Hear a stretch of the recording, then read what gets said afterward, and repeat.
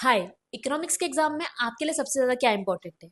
For me it's presentation, that is how to write your answers in your exam. Hi guys, this is Purvi Gupta and in today's video we will discuss about on the presentation skills, that is how to write your answers in your exams, because that presentation matters a lot. हम किस तरीके से exam में लिख के आ रहे हैं, किस तरीके से अपना आंसर प्रेजेंट कर रहे हैं, वो एक बहुत इंपॉर्टेंट रोल प्ले करता है. कई बार ऐसा होता है कि हमें बहुत सारे आंसर्स अच्छी तरीके से आते हैं बट हम उनको अच्छी तरीके से लिख नहीं पाते, जिससे एग्जामिनर को चेक करने में समझ में ही नहीं आता कि हम क्या कहना चाहते हैं. तो इसीलिए प्रेजेंटेशन पर ध्यान देना बहुत ज़्यादा ज़रूरी है. तो in today's video we will discuss कौन सी ऐसी स्ट्रेटेजीज हैं जिनसे आप अच्छे मार्क्स स्कोर कर सकते हो. एंड यूजिंग दो strategies I have scored 95 marks in my class 12 board exams. Then I am sharing दो strategies with you for scoring well in your exams. So number one is use 60% bookish language and 40% your own words. See it's ऐसा होता है कि हम सारे topics को अच्छी तरीके से याद नहीं कर सकते, हम सारी चीज़ों को अच्छे से याद करके लिख भी नहीं सकते. तो आप अच्छी अच्छी तरीके से नोट्स बनाइए जिसमें आप अपने की पॉइंट्स लिखिए, अपना बुकिश लैंग्वेज भी यूज करिए बट अपने लैंग्वेज में भी आंसर्स को प्रेजेंट करके आइए, जिससे आपका आंसर इम्पैक्टफुल लगेगा. ऐसा भी नहीं लगेगा कि आपने सारा कुछ याद करके लिखा. Second is keywords and technical terms. आप अपने सारे आंसर राइटिंग में टेक्निकल टर्म्स भी यूज कीजिए. For example aggregate demand, fiscal policy, inflation, GDP. These are the key terms जो इकोनॉमिक्स में हम जनरली यूज कर रहे हैं. सारे चैप्टर्स के कुछ ऐसे ऐसे कीवर्ड्स होते हैं जो आप आंसर राइटिंग में, आंसर फ्रेमिंग में यूज कर सकते हो, जिनसे ऐसा इम्पैक्ट पड़ता है कि आपको सारी चीज़ों के बारे में पता है.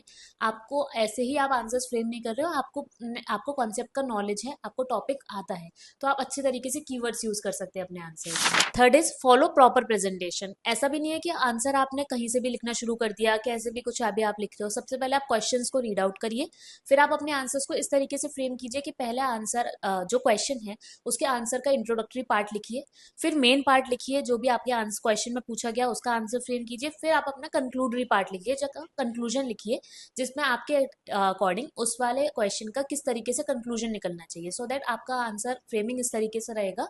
इंट्रोडक्शन जो भी मेन पार्ट है एंड देन दी कंक्लूजन, जिससे आपका आंसर अच्छी तरीके से प्रेजेंट होता है. Next is avoid over writing. आप कोई भी आंसर लिखिए बट उसमें ओवर राइट मत कीजिए. अपने क्लीन वर्ड्स लिखिए, जिससे ये रहता है कि आप ओवर राइट नहीं कर रहे हैं. आप अपने सारे आंसर्स को अच्छी तरीके से सेम लैंग्वेज में प्रेजेंट करके सिंपल लैंग्वेज यूज करिए, लेकिन ओवर राइट मत कीजिए. अगर हम ओवर राइट करते हैं तो एग्जामिनर को चेक करने में भी इश्यूज होते हैं और उसको लगता है कि एक नेगेटिव इम्पैक्ट जाता है कि बच्चे को नहीं आता था. इसलिए आप ओवर राइट अवॉइड कीजिए, सिंपल लैंग्वेज और प्लेन लैंग्वेज यूज कीजिए. Next is use headings for your answers. आप अपने जितने भी आंसर्स हैं उनको अच्छी तरीके से हेडिंग में लिखिए rather than writing long paragraphs. आप कुछ पॉइंट्स यूज कर सकते हैं, जैसे कि पॉइंटर्स में लिख कर आइए, अच्छी तरीके से हेडिंग देकर आइए. जैसे कि for example if we talk about inflation, meaning of inflation colon आप ये उसके बारे में लिखिए.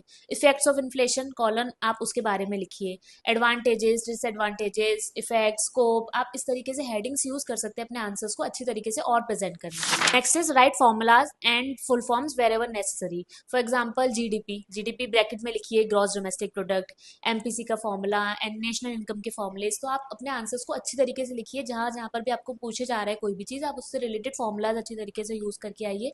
हाईलाइटेड पोर्शन में फॉर्मुलाज लिख कर आइए, तो उससे प्रेजेंटेशन में इम्पैक्ट आता है कि आपको सारी चीजें आती हैं और आपको उनके फॉर्मुलेज से भी अवेयर है. Next is practice more and more. आप जितना ज्यादा आंसर राइटिंग का प्रैक्टिस करोगे उतना ज्यादा आपका खुद का स्किल बढ़ेगा. आपको खुद को समझ में आएगा कि आप इस आंसर को और सिंपल लैंग्वेज में किस तरीके से लिख सकते हो.